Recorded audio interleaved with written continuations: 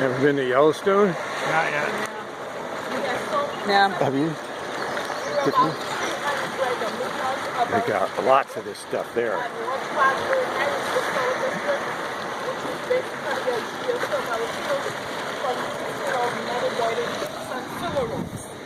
This area, it covers 1/10 of the volcano. The type of volcano here, it is known as a caldera. It is compared to the Yellowstone National Park in the US, Santorini in Greece, Rotorua in New Zealand. All those are calderas, it's the same concept. This caldera, it was formed within 32 to 39,000 years ago. So geologically, it's quite young. It used to be a stratocomposite volcano, but due to a series of violent eruptions, it blew off its top, and the remaining walls were too weak, so it collapsed into itself. At the time, the lava, it flowed out westward into the sea. That is why all around the west coast of St. Lucia, there are black sand beaches. With the exception of the Sugar Beach Resort, there is white sand because they import it annually, so it's not natural. This caldera, it's not just hair. It covers about 12 kilometers squared. That's about 7.5 miles in diameter.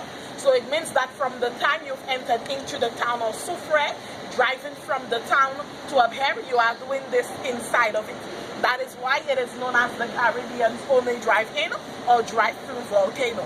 So way out in the distance, where you can see the houses to the top, this ridge here, that is the remaining wall. It wraps around the Soufrière region, goes half a mile inland to the rainforest, and ends to the base of the peatlands. So you're in the middle of it presently. Within this caldera, there are 18 lava domes and 7 craters. This mountain here, this is an example of a lava dome.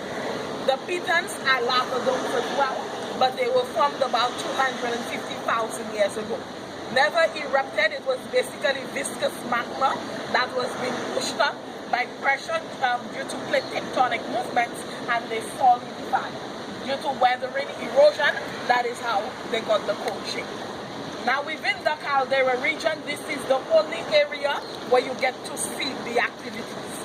The last time it became active was in the year 1766. At the time, lava did not surface. It was a steam eruption, and that was contained right here. At the time, the French were there, because Soufrière, it was the first French town established in the year 1746. But from what was recorded, there were no loss of lives. According to geologists, it's overdue for another eruption, because they've predicted the cycle is every 200 years. Okay, but hopefully not today, but whilst we are here. Before volcanoes erupt, they do give out precursor signs, such as frequent tremors.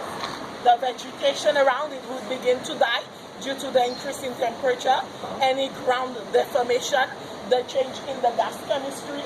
Even the animals, like the birds, you know, that instincts, they sense danger, they would begin to move. Geologists, they come here twice a year to keep in check of the activities. They are the only ones authorized to go walking within this area. It is also being monitored from Trinidad. That is where the main seismograph is located. So the University of the West Indies Seismic Research Unit, located in St. Augustine's, Trinidad, they are the ones responsible for monitoring seismicity and volcanic activities within the chain of islands. Okay? There are 19 live volcanoes in the Caribbean, 19 of them.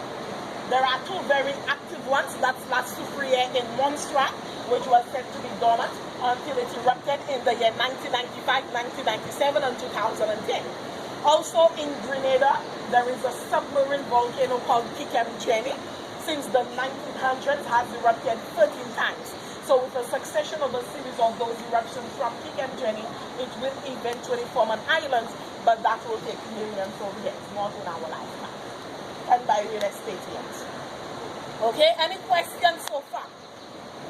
Okay, so what's in there boiling? That is water and mud, not lava. There is lava, but it's about 2 to 3 kilometers in depth, and it's magma chamber. Okay, 1.5 miles kilometers is where you'll find the magma chamber. The water within this area comes from 3 sources. There's fresh water from a nearby lake, rainwater, and seawater, because part of the crater it extends eastward. So in the ground, there are cracks or fissures where water has been seeped through. It gets heated by the hot rocks above the magma chamber. It becomes buoyant, rises to the surface here. So the water there, it ranges from 70 to 100 Celsius, which is boiling to 12 Fahrenheit. The steam way to the back, it is superheated, being released under pressure. So that steam, it's about 171 Celsius, 340 Fahrenheit. So you put in barbecue well done. It'll be cooked like a lobster. Okay? Now the water, it is gray in color because of a chemical reaction between iron and sulfur. It formulates iron sulfide. So that water is good for any skin conditions like eczema, psoriasis, mosquito bites, ringworms, acne. But one bath won't do, you'd have to do it constantly like a treatment. It is compared to the Dead Sea in Israel. Okay, from here, the water flows down to where you see the brown hut at the entrance. That is where you get to do the mud, where you can apply the mud.